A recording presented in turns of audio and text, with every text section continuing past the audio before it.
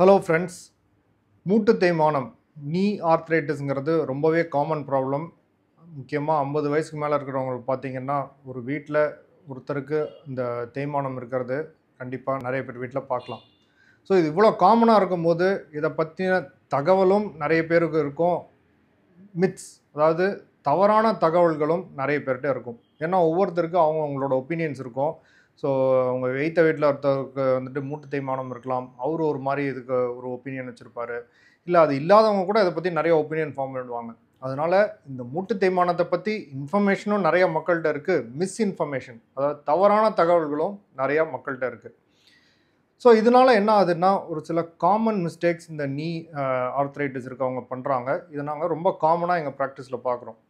So அந்த மாதிரி இருக்கிற ஒரு 5 காமன் மிஸ்டேக்ஸ், மூட்டு தேய்மானத்தில் எது பண்ணக்கூடாதோ அது காமனாக பண்ணுற ஒரு 5 மிஸ்டேக்ஸ் பற்றி இந்த வீடியோவில் பார்ப்போம். இந்த மிஸ்டேக்ஸை அவாய்ட் பண்ணிங்கன்னா உங்களோட இந்த மூட்டு தேய்மானத்தோட ட்ரீட்மெண்ட் கண்டிப்பாக பெட்டர் ஆகிடும். நான் doctor Arun Kannan, orthopaedic surgeon from Jayam ortho care Kodambakkam and Apollo hospital, Chennai.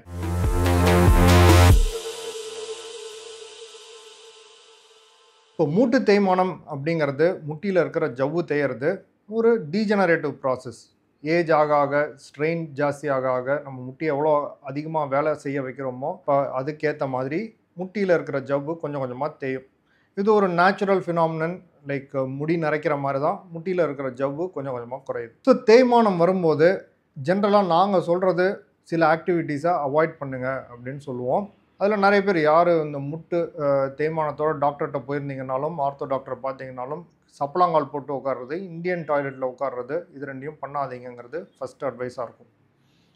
இது ஏன் அப்படின்னா கீழே உட்காந்து எழுந்திரிக்கும் போது நம்ம பாடி வெயிட் மாதிரி 4 to 5 டைம்ஸ் அதிகமான பாரம் முட்டி மேலே ஏறும்.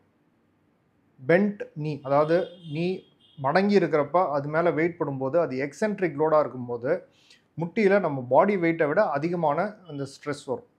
ஸோ இதுதான் ஜென்ரலாக நாங்கள் ஃபஸ்ட்டு அட்வைஸ் பண்ணுறது. ஆனால் நிறைய பேர் என்ன பண்ணுவாங்க, ஆரம்ப கட்டத்தில் இதில் தான் பெயின் இருக்கும். அதாவது கீழே உட்கார்றப்போ உட்காந்து எந்திரிக்கப்போவும் தான் நிறைய பேருக்கு பெயின் ஸ்டார்டிங் ஸ்டேஜில் இருக்கும். அவங்க ரொம்ப நாளாக கீழே உட்காந்துருக்க மாட்டாங்க. ஆனால் எப்போ வலி வருது, கொஞ்சம் கஷ்டமாக இருக்குன்னு தெரியுதோ அதை ஃபோர்ஸ் பண்ணி பண்ண ட்ரை பண்ணுவாங்க. ஐயோ இது நமக்கு வராமல் போயிடுச்சோ அப்படின்னு அதை ஃபோர்ஸ் பண்ணி பண்ண ட்ரை பண்ணுவாங்க. இதுதான் ஜென்ரலி காமனாக பண்ணுற ஃபஸ்ட்டு மிஸ்டேக்.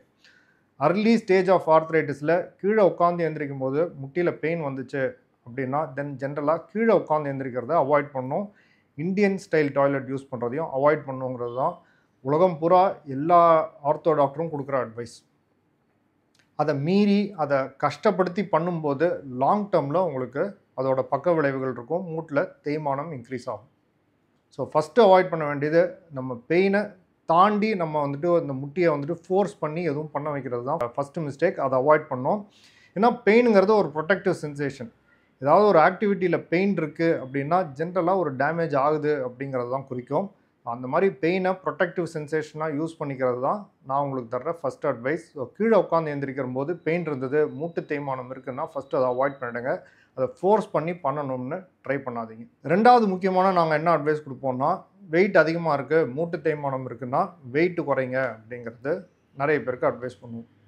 வெயிட்டு குறைக்கிறதுங்கிறது இந்த மூட்டு தேய்மானத்தோட ஒரு ப்ரைமரி ட்ரீட்மெண்ட்.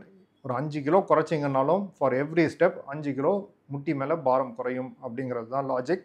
அண்ட் அகைன் இது well proven fact. Weight reduction பண்ணிங்கன்னா மூட்டு தேய்மானம் எந்த ஸ்பீடில் அதிகரிக்குதோ அதை கண்டிப்பாக ஸ்லோ டவுன் பண்ணிடலாம். பட் இதில் மக்கள் என்ன காமனாக மிஸ்டேக் பண்ணுவாங்கன்னா, நாங்கள் வெயிட் ரிடக்ஷன் சொன்னோம் அப்போ தான் வாக்கிங் பண்ண ஆரம்பிப்பாங்க. ஸோ வாக்கிங் அவங்க ஜென்ரலாக பெருசாக பண்ணியிருக்க மாட்டாங்க ஃபஸ்ட்லேருந்தே. இப்போ மூட்டு தேய்மானம் இருக்குது, உங்களுக்கு வெயிட் குறைக்கணுன்னே அப்போ தான் வாக்கிங் பண்ணுறோம் அப்படின்னு ஆரம்பிப்பாங்க. பட் வாக்கிங் ரொம்ப அதிகமாக பண்ணிங்கனாலும் மூட்டு தேய்மானத்துக்கு சரி கிடையாது. ஓரளவுக்கு வாக்கிங் ரெக்கமெண்டட்.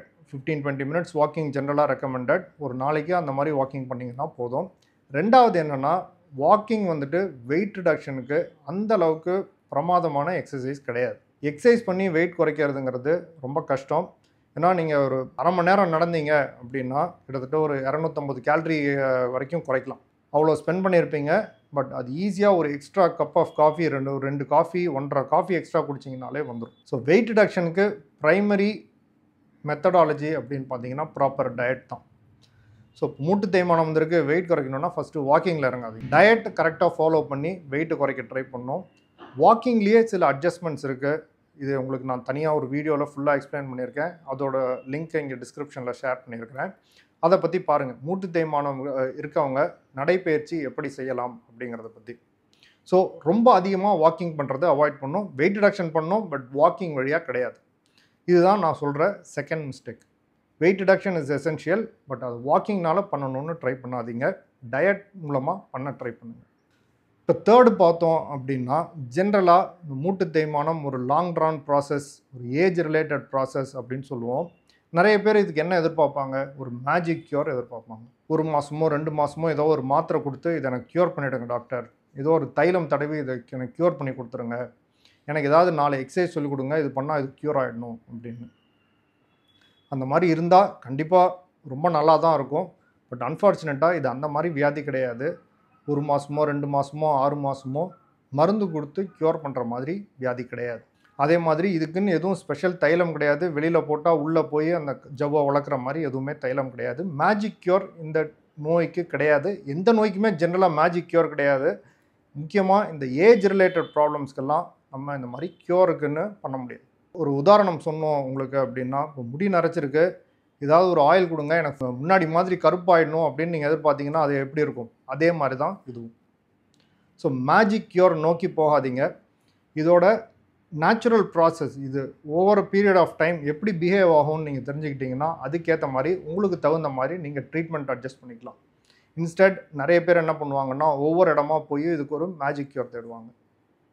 இங்கேருந்து கேரளா போவாங்க, இங்கேருந்து பல இடத்துக்கு போய் அந்த ட்ரீட்மெண்ட் பண்ணோம், இந்த ட்ரீட்மெண்ட் பண்ணோன்னு புது புது பேரோட ஒரு ட்ரீட்மெண்ட் சொல்லிவிட்டு இதில் க்யூர் ஆகிடும்னு எதிர்பார்த்து போனோம் டாக்டர், க்யூர் ஆகலை. கொஞ்ச நாள் நல்லா இருக்கலாம், நிறைய ட்ரீட்மெண்ட்டில் சிம்டமேட்டிக் ரிலீஃப் கிடைக்கும், பட் க்யூர்னு எதிர்பார்த்து போகும். முட்டியோட வாழ்நாளை எப்படி அதிகரிக்கலாம், ரொம்ப நாள் இதை எப்படி ஃபங்க்ஷனலாக வச்சுக்கலாம் அப்படிங்கிறது தான் இந்த ட்ரீட்மெண்ட்டில் நம்ம பார்க்க வேண்டியது.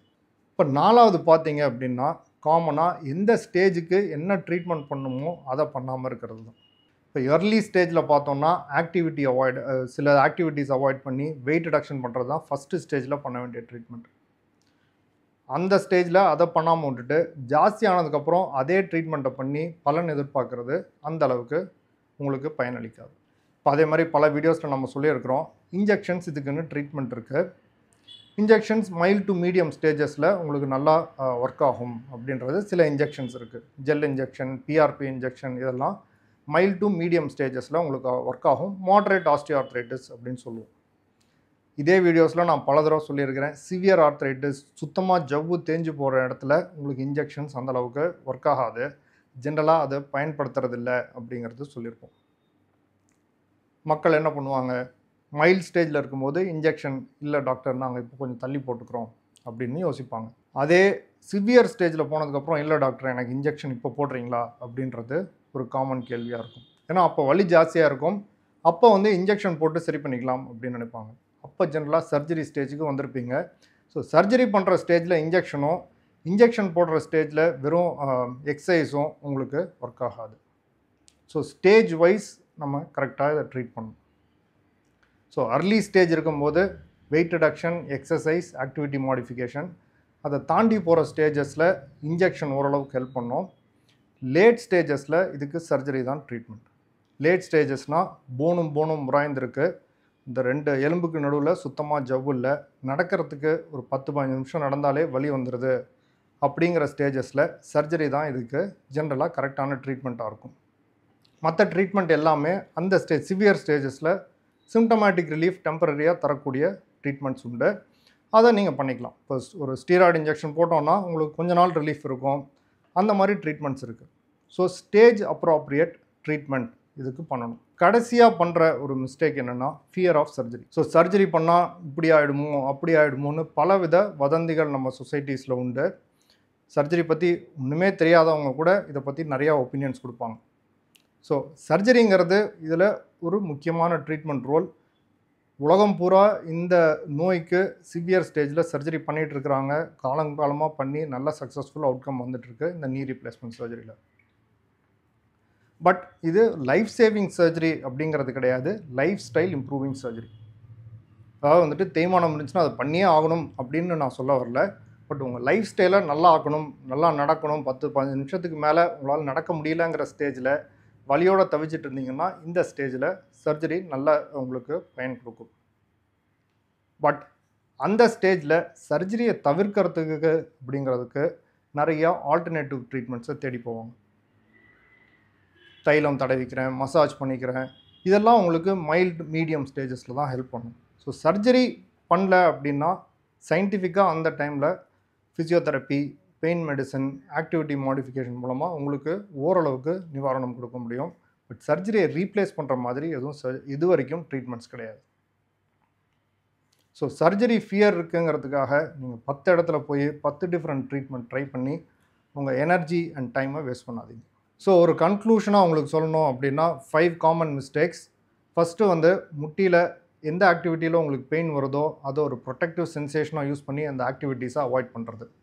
செகண்ட், வெயிட் ரிடக்ஷன் அப்படின்னு நாங்கள் சொல்லும்போது ப்ராப்பர் டயட் மூலமாக அச்சீவ் பண்ண ட்ரை பண்ணுங்கள், வாக்கிங் மூலமாக கிடையாது. தேர்டு வந்து இதுக்கு ஒரு மேஜிக் க்யூர் அப்படின்னு தேடி போகாதீங்க. அந்த மாதிரி மூட்டு தேய்மானத்துக்கு மேஜிக் க்யூர் கிடையவே கிடையாது. இதை எப்படி ப்ரொலாங் பண்ணலாம், உங்கள் ஃபங்க்ஷனாலிட்டி எப்படி மெயின்டைன் பண்ணலாம் அப்படிங்கிறது தான் ட்ரீட்மெண்ட். நாலாவது, ஸ்டேஜ் வைஸ் ட்ரீட்மெண்ட். ரொம்ப அர்லி ஸ்டேஜில் பார்க்கும்போது வெயிட் ரிடக்ஷன் எக்ஸசைஸ் ஆரம்பிங்க, லேட் ஸ்டேஜ் வரைக்கும் விடாதீங்க. மீடியம் ஸ்டேஜ், மாட்ரேட் ஸ்டேஜில் பார்க்கும்போது அந்த டைம்லேயும் இந்த வெயிட் ரிடக்ஷன் ஆக்டிவிட்டீஸ், எக்ஸசைஸ் இதெல்லாம் பண்ணணும். இது கூட நீங்கள் இன்ஜெக்ஷன் ஆட் பண்ணிக்கலாம்.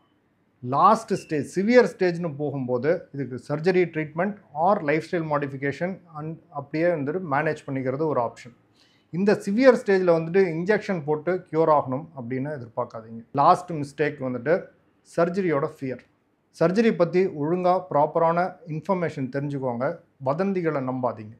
சர்ஜரிங்கிறது அப்ராப்ரியேட் ட்ரீட்மெண்ட். சிவியர் ஸ்டேஜ் உங்களுக்கு இருக்கும்போது, நடக்கிறதுக்கு கஷ்டமாக இருக்கும்போது சர்ஜரி இதுக்கு ஒரு ரிலையபிள் ட்ரீட்மெண்ட். சர்ஜரி பண்ணி சரி பண்ணிக்கலாம், இல்லை நீங்கள் ஓரளவுக்கு மேனேஜ் பண்ணிக்கலாம். இந்த ஸ்டேஜில் சர்ஜரியை பயந்து தேவையில்லாத ட்ரீட்மெண்ட்ஸ் நிறையா பண்ணுறதுக்கு அவசியம் கிடையாது. நான் டாக்டர் அருண் கண்ணன். ஸோ இந்த வீடியோஸில் நமக்கு இந்த மூட்டு தேய்மானத்தில் காமனான மிஸ்டேக்ஸ் எல்லாம் பற்றி பேசியிருக்கிறோம்.